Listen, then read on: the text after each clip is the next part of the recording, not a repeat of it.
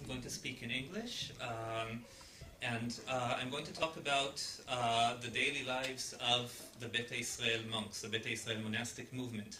At least in my opinion, the monastic movement of the Beta Israel is one of the most amazing, interesting aspects of their history and heritage. It's not that well known, and while Beta Israel liturgy, and specifically the liturgy of the monks, has been studied and published, very little else about the Beta Israel monastic movement has been extensively studied.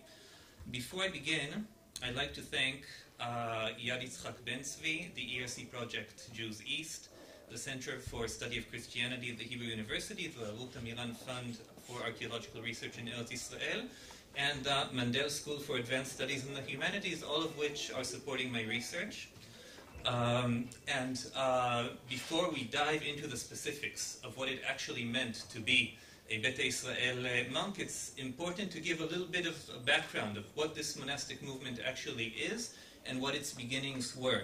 So usually when people hear about Jewish monasticism, and this is to my knowledge the only example of Jewish monasticism from medieval and modern times, they think about the Nizirut, the Jewish asceticism that's discussed in the Bible, or Jewish asceticism that we know existed in Roman Second Temple period times. But it's important to say from the start that the monasticism of the Beta Israel, the Ethiopian Jews, was very similar to the Christian model of monasticism. The monks were called menokse, or melokse, which derives from the Greek monachos, the same term that the English word monk is derived from. They lived in monasteries, they were celibate, they didn't marry, they didn't have children, and they devoted their lives to prayer and practiced different ascetic practices. And in general, it's important to say that when we think about Judaism and Christianity in Ethiopia, the concepts are maybe a little bit different from what we usually think about when we imagine Judaism and Christianity in different places in the world. So for example, the Ethiopian Orthodox Church practices circumcision on the 8th day of a child's life. They celebrate Saturday in addition to Sunday as a holy day. They adhere to biblical dietary laws. They don't eat pork, which is a big plus if you're an Israeli traveling in Ethiopia. In their churches, aside from the priests, they also have the debterot, who are sort of parallel to the biblical Levites in that their role is to play holy music. And Ethiopian Christians in general and their ruling line in particular claim Israelite descent. And if you look at the Ethiopian Jews, their liturgical language was and still is Gez, the Christian Ethiopian liturgical language. Most of their religious texts are to some extent derived from the religious texts of the Ethiopian Church. Their religious hierarchy, and we'll get into that further ahead, mirrors that of the Ethiopian Church, and this might be a little less unusual. Their mesgids or synagogues were similar in form to contemporary Ethiopian churches, so there are a lot of similarities. Another thing that's important to say from the start is that when we look into Beta Israel monasticism, we're looking to something that to a large extent doesn't exist anymore, but did exist in the recent past. Beta Israel monasticism started declining in the second half of the 19th century, and reasons were the meeting between the Beta Israel and Christian missionaries who criticized Jewish monasticism, and also representatives of world Jewry who criticized Christian monasticism and taught a new generation of Beta Israel how to be properly Jewish and abandon some of the old ways. Famine and invasions from the end of the 19th century that severely that caused the Jewish population to shrink drastically, and less and less people could afford to live a celibate life. And the process leading to the immigration of the Beta Israel to Israel, which in the process also caused them to transform their religious life and conform more to religious life in Israel. When we want to learn about this type of monasticism, there are several sources of information. Unfortunately, the Beta Israel themselves, except for a few small exceptions, didn't write their own history until recently. So we have descriptions written by Westerners who came in contact with the Beta Israel. Some of these were missionaries, some representatives of world Jewry, and some of these were scholars. We have the Beta Israel oral tradition, and in addition to that, we also have the testimony of people who had the privilege of studying in Beta Israel monasteries, which is a very important source of information. And we also have the archaeological finds, and in December of last year, I was lucky to go on a first field season along with Dr. Kribus from the Hebrew University, and we didn't have a chance to travel much in the area where the monasteries existed, but we did have a chance to examine one site, which is probably a site of a Beta Israel monastery. So it's a promising beginning for the search for Beta Israel monasteries. Now, if we look for the origins of Beta Israel monasticism, there are mentions of Christian monks in Ethiopian Christian hagiographies who came in contact with groups labeled as Jews. One of these mentions talks about a monk called Cosmos, who rebelled against his local monastic community, joined a Jewish group, wrote the Torah for them, and led them in a struggle against the Christians in the area. The Beta Israel oral tradition recognizes a man called Abba Sabra as the founder of the monastic movement. One version of the tradition states that he was a Christian who converted to Judaism. The other states that he was originally Jewish. Both of them state that he befriended the son of the Ethiopian emperor Zara Yaakov, and at some point they were forced to flee the royal court. They traveled to a mountain called Hoharua or Huhwara, and there in a cave they founded the first Ethiopian Jewish monastery. And just to show you that his legacy is still recognized today, this is the entrance to the Abba Sabra synagogue in Beersheba. When we look at the religious hierarchy of Beta Israel as it was in Ethiopia, it's very different from the hierarchy that we see today in Israel, because there were still monks around. We have the monks at the top of the hierarchy. They trained and consecrated the kesoch, or the priests. And there were also deacons, who were people training to be religious clergy but not yet consecrated, and defteras, who were people who had received training but were not consecrated as religious clergy. In a reality with no monks, nowadays we have the head priest, or the lika kahanat, the head of the kesoch, and below him the kesoch. But very recently, a student of the only Beta Israel monk to immigrate to Israel has become a practicing monk, and he's recognized by some as a parallel leader of the religious hierarchy. So this might also be changing nowadays. And just to give you a glimpse at reality before all these religious changes, the missionary Flad writes in the second half of the 19th century, these priests, he's talking about the kesoch, the priests, are found in villages where there are no monks. They are commissioned by the monks to observe the various ceremonies of religious worship. To qualify them for this office, it is necessary that they should be of good repute in a monastic point of view. So it's quite different from what we have in Israel today.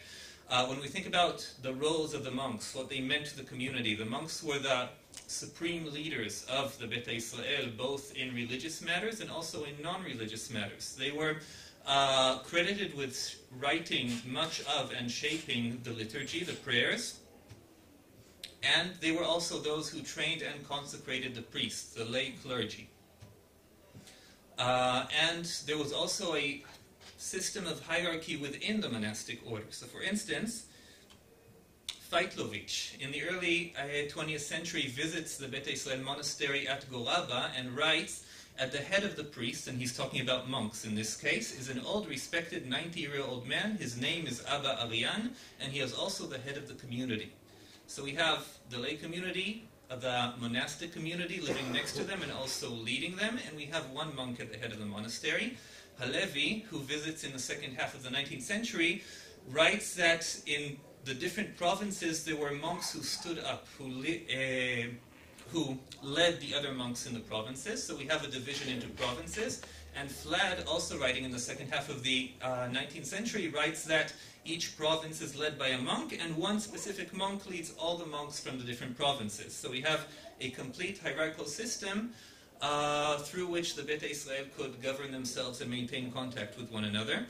Another interesting question is who chose to become a monk?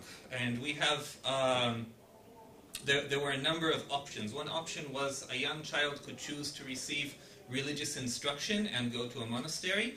There are also mentions of children who their parents chose a monastic or a lay clergy career for them.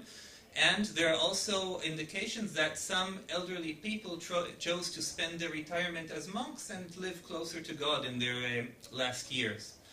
Another fascinating question is the question of Beta Israel nuns. If there were monks, were there nuns? There are several eyewitness accounts of Beta Israel nuns. They are almost never described as living together in a large community. And it's very interesting nowadays, at least the Kesoch that I've spoken to have no recollection of Beta Israel nuns ever existing. So either there were few, maybe they chose not to remember them, maybe they weren't as significant as the monks, or maybe they weren't officially consecrated into the monastic order. One example is a tradition written down by Tamrat Immanuel that talks about a nun called Emma Endita, who was a friend of animals, and one day she met a lion with a splinter in its paw, and she took out the splinter and mended the paw, and the lion became her friend. So for those of you dealing in hagiography, this is a story that might be familiar. Beta Israel monasteries, in addition to being the dwelling places of the monks, also served as religious schools. What you see here is the only picture that I could find of part of a Beta Israel monastery. It was taken by Leslau in 1949, and since he only mentions visiting one monastery, the monastery of Achelge, I assume that this is taken from that monastery. You can see sitting down 3 monks, and standing up 2 of the children, probably the ones studying under them, and in the background one of their dwellings. According to Kes Adisu Bainasai from Yavne and Kes Samai Elias from Rishon, religious instruction could begin at the age of 7, and from the ages of 13 to 15, the young boys could go and live in a monastery for the next phase of their religious instructions. Theoretically, if they were good enough, from the age of 20 they could be consecrated, and when they were consecrated they could choose. Either they would marry, have children, and return to lay society, and they would become priests, or they would remain unmarried, live in a monastery, and be monks. So both priests and monks received the same religious education for the same length of time, but monks, due to their decision to leave everyday life and live in a monastic community, were considered much higher spiritually. Here we have a description of their religious education written by Flad in the second half of the 19th century. He also talks about an initiation ceremony that's officially held to welcome the new monks or priests into their new role. When we think about monks, usually we think about ascetic practices, and Beta Israel monks were not unusual in this respect. So we have Flad writing, the Falasha monks undergo severe fasting and mortification. Many of them retire into deserts. There are no deserts in the areas where they live. Usually when the word desert is used, it means wilderness, where they subsist on herbs and roots and sometimes die of hunger. So from the sources I've examined so far, it's evident that their ascetics practices included fasting, included a selective diet. There were things that they could eat, there were things that they couldn't eat. And maybe the clearest manifestation of their ascetic practices were their severe purity rites. That's another element of their monasticism that really stands out. Stern, another missionary writing in the second half of the 19th century, writes, the dwellings and convents of these ascetics are carefully isolated from the abodes of the impure and unholy people. Nay, as every contact with a common herd communicates contamination and involves laborious lavations of body and dress, they will not eat, drink, or sleep in their houses. Even their fields must be cultivated and harvest reaped, and the bread prepared by themselves or younger monks. So they could not come in physical contact with anybody from the lay community. They would live in a separate enclosed enclosure. They had to prepare their own food. And that's one of the main components that I'm looking for when I'm looking for the monasteries. Usually, or maybe I'm getting ahead of myself, one element of the monasteries is an enclosure fence or an enclosure wall that could be built either from thorns or from stone, or in one description describes a monastery enclosed by a stone, a circle of stones. And this is not a picture of a monastery. This is a picture of a hut that the women in the Beta Israel community spent their monthly periods in. It was a period when it was a time when they were considered impure and they had to live separately, but it's also separated from public space by a circle of stone. So this might be a similar phenomenon. The monks living in the monastery doesn't necessarily mean that they never exited the monastery. Leslau writes after his visit to a monastery in 1949, the monks and their servants work in the field and prepare their own food and drink. After working with other men, so there was some sort of contact, they wash out the clothes they have been wearing and change to other clothes. One interesting element of the monastic separation from the rest of the world is the element of how their students interacted with them.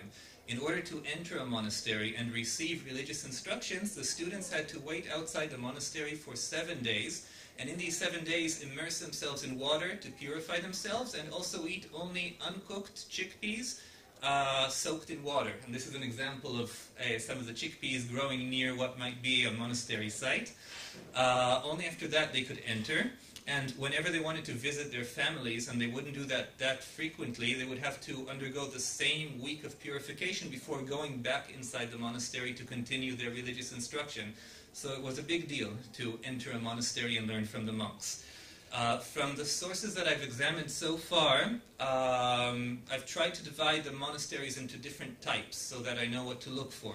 One type that stands out I've called the Village Monastery because it was built either within or on the outskirts of a village and separated from the rest of the village by an enclosure, fence or wall. Here you have an example, the monastery at Acherge.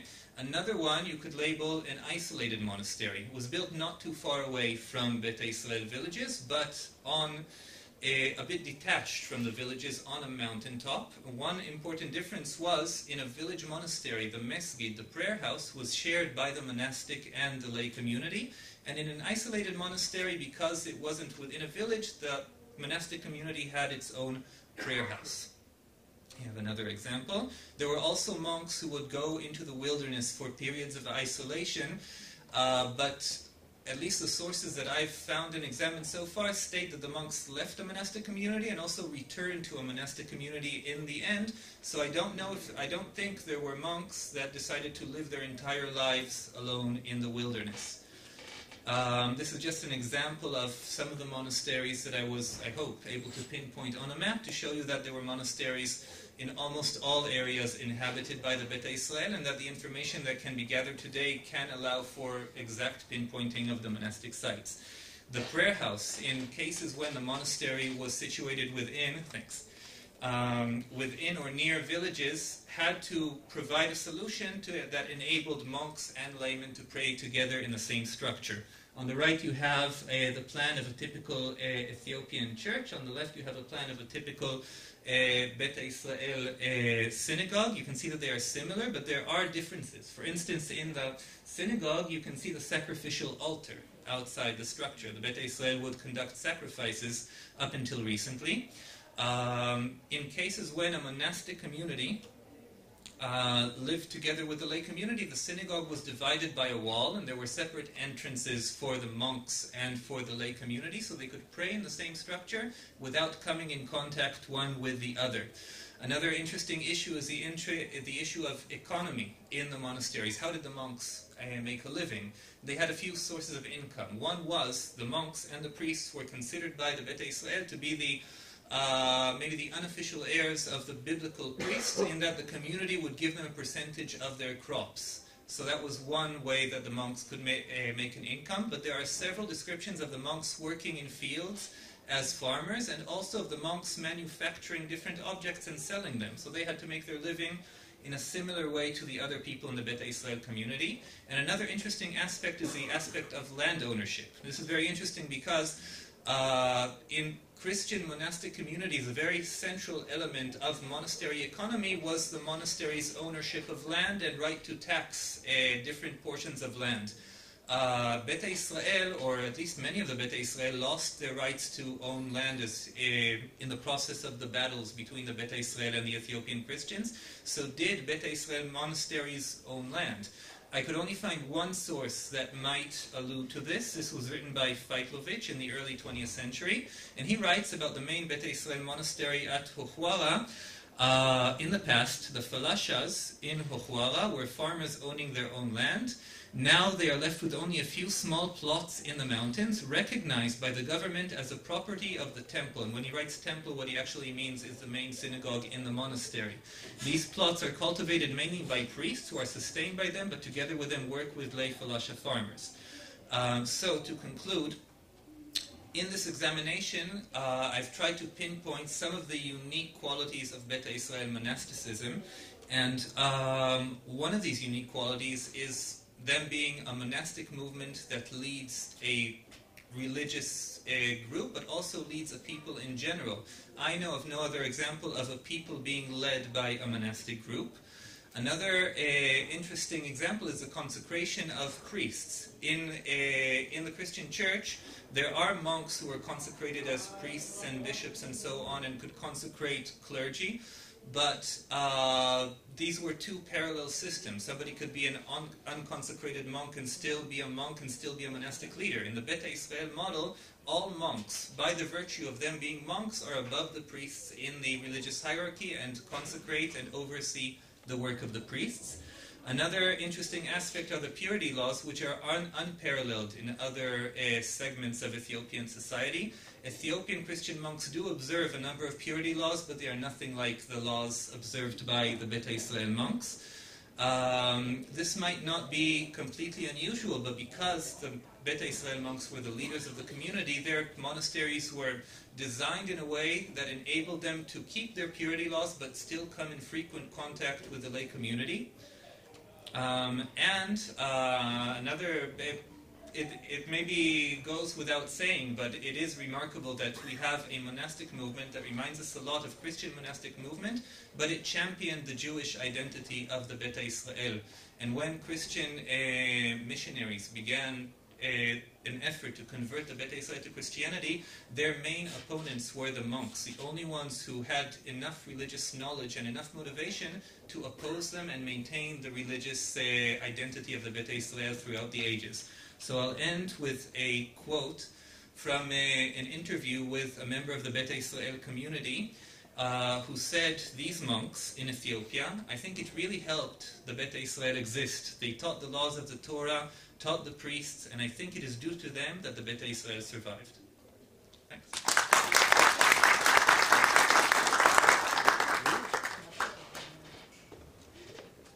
Thank you very much. המרצה השני הוא דוקטור דוד רטנר. הוא ידבר על המאבק שנשכח, נרטיבים ביוגרפיים של ישראלים יוצאי אתיופיה, לשעבר לוחמים ופעילים פוליטיים בתקופת מלחמת האזרחים באתיופיה בשנים 1974-1991. דוקטור דוד רטנר הוא בעל תואר דוקטור מאוניברסיטת תל אביב. עבודת הדוקטורט שלו עסקה בטעמים מוזיקליים ובזהות בקרב צעירים יוצאי אתיופיה בישראל. לאחרונה מחקר זה פורסם בהוצאת רסלינג תחת הכותרת שומעים שחור, מוזיקה וזהות בקרב צעירים יוצאי אתיופיה בישראל. לאחרונה עוסק דוקטור רטנר בחקר של נרטיבים ביוגרפיים של יהודי אתיופיה, בדגש על תקופת המהפכה ומלחמת האזרחים באתיופיה בשנים